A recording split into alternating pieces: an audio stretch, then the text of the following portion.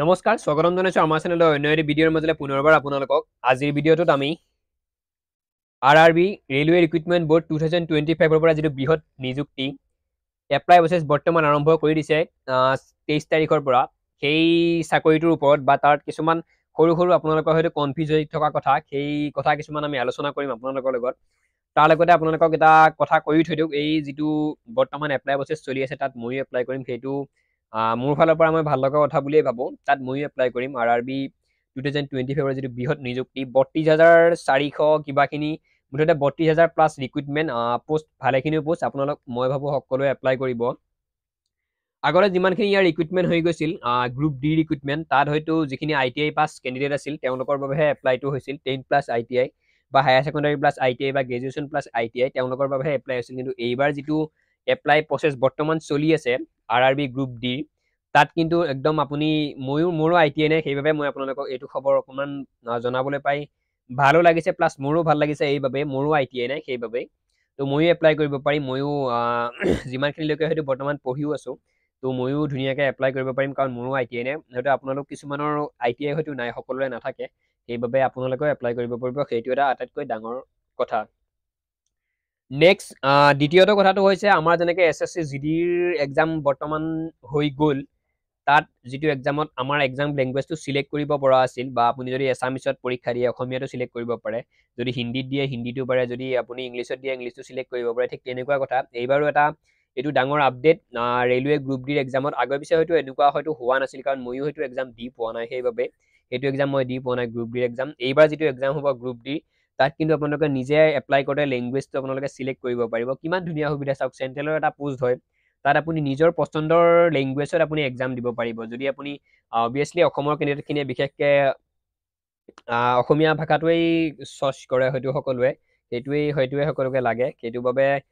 সেইটো এটা ডাঙৰ খবৰ আপোনালোকে নিজৰ ভাষাত পৰীক্ষা দিব পাৰিব যদি অসমীয়াত বিচাৰে অসমীয়াত যদি বড়োত বিচাৰে বড়োত যদি বেংগলীত বিচাৰে বেংগলীত যদি ইংলিছত বিচাৰে ইংলিছত হিন্দীত কোনো টেনশ্যন নাই একদম নিজৰ ভাষাত ফ্ৰীলি আপোনালোকে এক্সাম দিব পাৰিব এতিয়া কথাটো হ'ল আপোনালোকে প্ৰিপেৰেশ্যন কেনেকৈ কৰে পঢ়িছে কেনেকৈ সেইটো আপোনালোকৰ সেই নিজৰ কথা তো অকণমান এই দুটাই প্ৰথম একদম ভাল লগা কথা প্ৰথম কথা ITI আপোনালোকৰ নহ'লেও হ'ব এপ্লাই কৰিব পাৰিব দ্বিতীয় কথা আপোনালোকৰ নিজৰ ইচ্ছামতে নিজৰ লেংগুৱেজত নিজৰ মাতৃভাষাত আপোনালোকে পৰীক্ষা দিব পাৰিব তাৰ বাবে আপোনালোকৰ একদম সুবিধা হ'ব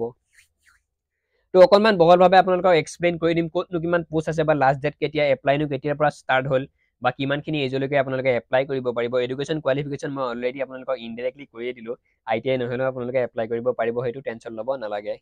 প্ৰথম কথা ভাৰতীয় ৰেলৱে বিভাগৰ পৰা 32,000 প্লাছ পদ মুকলি হৈছে অৰ্গেনাইজেশ্যন নেম ইয়াত উল্লেখ কৰিছে দ্য ৰেলৱে ৰিক্ৰুটমেণ্ট বৰ্ডছ তাৰ নেক্সট ইয়াত নাম্বাৰ অফ পোষ্ট 32,432 নে কিমান মুঠতে 32,000 প্লাছ পদ সেইটো চিন্তা কৰিব নালাগে একদম বহুত পোষ্ট তাৰ next education qualification 10-12 degree plus ITI যদি আপোনালোকৰ আছে খুব ভাল কথা ITI পোষ্টখিনিৰ বাবে আবেদন কৰিব পাৰিব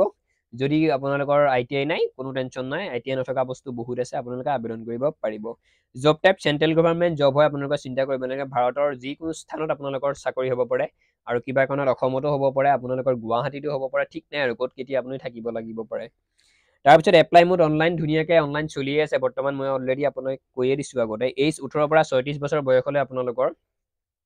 ৰিলেক্সেশ্যন আপোনালোকে পাবই আপোনাৰ আমাৰ OBC-খিনিৰ বাবে 3 বছৰ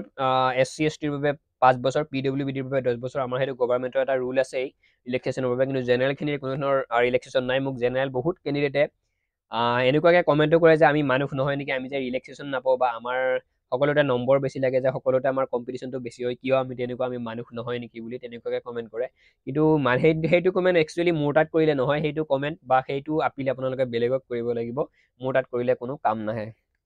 ঠিক আছে মই OBC আমি গৌৰৱ কৰোঁ আমি য'তেই নহওক 3 বছৰ ৰিলেক্সেশ্যন পাওঁ লগতে আমাৰ অকণমান জেনেৰেলতকৈ অকণমান EWSতকৈ আমাৰ মাৰ্কটো অকণমান 1-2 পইণ্ট হ'লেও কমকৈ হ'লেও আপোনালোকৰ আমাৰ হ'লে চলি যায় সেইটো কাৰণে মই OBC মই একদম গৌৰৱবোধ কৰোঁ যাতে আমি জেনেৰেল নহয় ভৱিষ্যতেও মই এইটোৱেই কি মানে এইটো হোৱাটোৱেই বিচাৰোঁ যে OBC বা তাতকৈ তলৰ কিবা কাষ্টত থকাটোৱেই বিচাৰোঁ কিন্তু জেনেৰেল হোৱাটো মই কেতিয়াও নিবিচাৰোঁ জেনেৰেল কাষ্টক মই বেয়া বুলি কোৱা নাই কিন্তু তাত অকণমান কষ্ট হয় বিশেষকৈ চৰকাৰী জবৰ বাবে কৈ দিলোঁ এইজ 18 পৰা 36 বছৰ আপোনালোকৰ চেলেৰী 18,000 টকাৰ পৰা আৰম্ভ হৈ সিফালে আপোনালোকৰ 70-80,000 টকা পৰ্যন্ত হ'ব পাৰে মই প্ৰতিটো ভিডিঅ'তে কওঁ আপোনালোকে ইণ্টাৰভিউ যেতিয়া আবেদন কৰিব বা চাকৰিৰ বাবে যেতিয়া প্ৰস্তুতি কৰিব পঢ়িব তেতিয়া কেতিয়াও চেলেৰীৰ কথা ভাবিব নালাগে আপোনালোকে জব তোলক নিজৰ এটা সপোন পূৰণ কৰক, তাৰপিছত আপোনালোকৰ চেলেৰি অট'মেটিক বাঢ়ি গৈ থাকিব। যদি আপোনালোকৰ এডুকেটেড, যদি আপুনি প্ৰমোশ্যন লাভেই কৰি থাকে, যদি আপুনি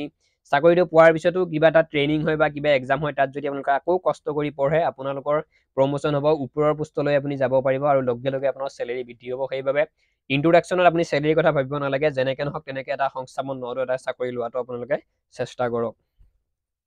এপ্লিকেশ্যন ফিজ আটাইতকৈ বহুতে এইটো অকণমান বেয়া বুলি কৈ আছে। বহুতখিনি মই নিউজতো চাই আছোঁ যে জেনেৰেল EWS আৰু OBC MOBCৰ 500 টকা ফিজ বুলি কৈ আছে, তেওঁলোকে ড্ৰাফ্ট কাটিব লাগিব 500 টকা। লগতে SC ST PWBD আৰু ফিমেলখিনিৰ 250 টকা। কিন্তু এটা ভাল কথাও আছে, আমাৰ যিখিনি 500 টকা দিব লাগিব জেনেৰেল EWS OBCয়ে, সেই 500 টকাটো কিন্তু আপোনালোকৰ এক্সামটোৰ পিছত 400 টকা তেওঁলোকে ৰিটাৰ্ণ কৰিব। এপ্লাই কৰোঁতে আপোনালোকে বেংক একাউণ্টছৰ আপোনালোকৰ ডিটেইলছটো তেওঁলোকে বিচাৰিছে, বেংকৰ নামটো বিচাৰিছে, বেংকৰ কাৰ নামত পাছবুকটো আছে সেই নামটো বিচাৰিছে, লগতে IFSC যিটো কোড আছে সেইটো বিচাৰিছে। টেনশ্যন ল'ব নালাগে, আপোনালোকৰ EWS OBC আৰু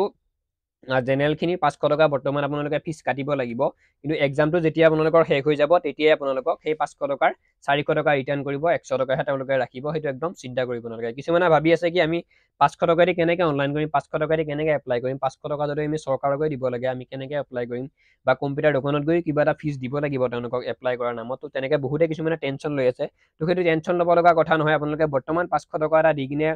আপোনালোকে এপ্লাইটো কৰক ধুনীয়াকৈ, ভুল নোহোৱাকৈ। নেক্সটত আকৌ 400 টকাটো আপোনালোকে ৰিটাৰ্ণ পাব, 100 টকাহে তেওঁলোকে ৰাখিব। ঠিক তেনেদৰে SC ST PWBDৰ ফিমেল কেণ্ডিডেটখিনিও 250 টকা বৰ্তমান কাটিব লাগিব। তেওঁলোকৰ বাবে আৰু ভাল কথা, তেওঁলোকক কিন্তু পিছত এক্সামটোৰ পিছত একদম 250 টকাই ৰিটাৰ্ণ কৰি দিব, আপোনালোকৰ পৰা 1 টকাও তেওঁলোকে নলয়। এইটো নটিচত একদম সুন্দৰভাৱে তেওঁলোকে উল্লেখ কৰি দিছে। গতিকে এইটো ভয় খাব লগা কথা নহয়। বৰ্তমান 500 টকা দি আপোনালোকে এপ্লাইটো কৰক, নেক্সটত আপোনালোকক 400 টকা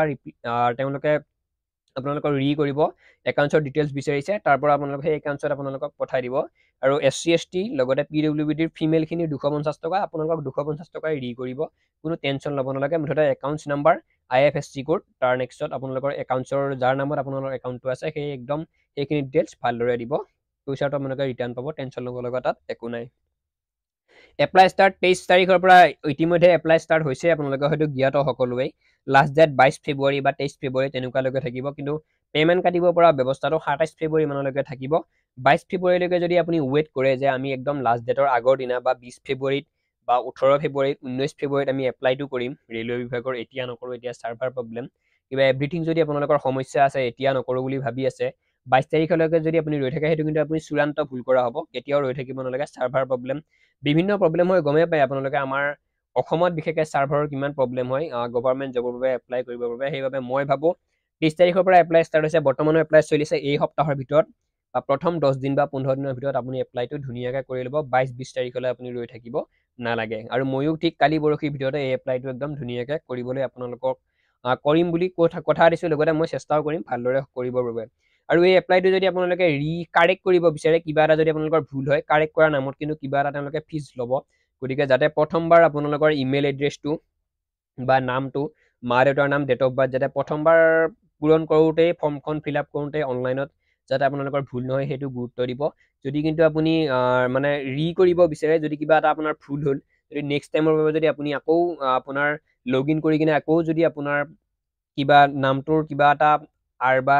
EWS যিয়ে নহওক আপোনালোকৰ কিবা এটা যদি চেঞ্জ কৰিব লগা হয়, তেওঁলোকে কিন্তু এক্সট্ৰা এটা ফিজ ল'ব। সেইবাবে এবাৰে অনলাইন কৰিব, একদম প্ৰপাৰ অনলাইন কৰিব।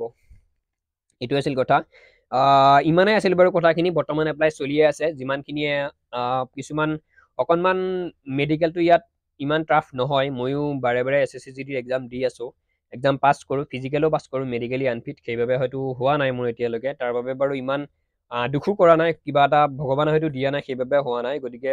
ৰেলৱে গ্ৰুপ ডিত মই অকণমান মেডিকেল টেষ্টটো ভালদৰে চাইছোঁ, নিৰীক্ষণ কৰিছোঁ, বা বাকী ইউটিউবাৰৰ ভিডিঅ' চাইছোঁ, বা ডাঙৰ নিউজতো এইটো কিছুমান এতিয়া বৰ্তমান প্ৰচাৰ চলি আছে গ্ৰুপ ডিৰ কথা। তাত মই একদম মেডিকেলটো তন্নতন্নভাৱে চাইছোঁ। চশমা ইউজ কৰিও তাত মানে মেডিকেলটো দিব পাবি। আপোনালোকৰো যদি চশমা আছে, মোৰ নিচিনাকৈ যদি চশমা ইউজ কৰে, কোনো টেনশ্যন নাই, তাত আপোনালোকে মেডিকেল দিব পাৰিব, চিন্তা নাই, চশমা ব্যৱহাৰ কৰিব পাৰে। গতিকে সেইবাবে ময়ো এপ্লাই কৰিম, বা SSC GD বা ইণ্ডিয়ান আৰ্মিৰ দৰে মই আগতে যিবোৰ মেডিকেল দিছোঁ তেনেকুৱাকৈ এইবোৰ মেডিকেল নহয়, অকণমান এইবোৰ মেডিকেল সহজ হয়, বা SSC GDতকৈ মুঠতে সহজ ৰেলৱে গ্ৰুপ ডিত চাকৰি লোৱাটো, মই সেইটোৱেই ভাবো বা আগতে যিমানখিনি পাছ কৰা কেণ্ডিডেট আছে মোৰ লগত টাচো কৰিছে মই তেওঁলোকক কণ্টেক্ট কৰিছোঁ তেওঁলোকৰ মুখৰ পৰা শুনিছোঁ আনকি তেওঁলোকেও মোক এডভাইচ দিছে যে তুমিও এইটো বস্তুত এপ্লাই কৰা মেডিকেলটো ইমান টান নহয় তুমিও হয়তো পাছ কৰিব পাৰিবা তো সেইবাবেই মই ভাবিছোঁ এপ্লাই কৰিম বুলি তো সম্পূৰ্ণ ভিডিঅ'টো ইমানেই আছিল ৰেলৱে বিভাগৰ ফালৰ পৰা যিমানখিনি পদ মুকলি হ'ল বা আৰু এটা কথা সেইবাবে মই আপোনালোকক ভিডিঅ'টো বনাই দিছোঁ খবৰটো পায়েই তো কথাটো হ'ল আপোনালোকে যদি ৰেলৱে গ্ৰুপ ডিৰ কি কাম বা গ্ৰুপ ডিত বৰ্তমান আপুনি কি কি পোষ্টত এপ্লাই কৰিব পাৰিব বা কোনটো পোষ্টত কিমান এডুকেশ্যন কোৱালিফিকেশ্যন লাগে আৰু একদম মেইন কথা হ'ল গ্ৰুপ ডিটো কি বস্তুটো বহুতে বুজি নাপায় কিছুমানে ভাবি আছে অফিচাৰৰ কাম কৰিব লাগিব কিছুমানে ভাবি আছে আমি ট্ৰেইন চলাবই লাগিব নেকি কিছুমানে ভাবি আছে কিবা ট্ৰেইন মেৰামতিৰ কাম কৰিব লাগিব কিছুমানে ভাবি আছে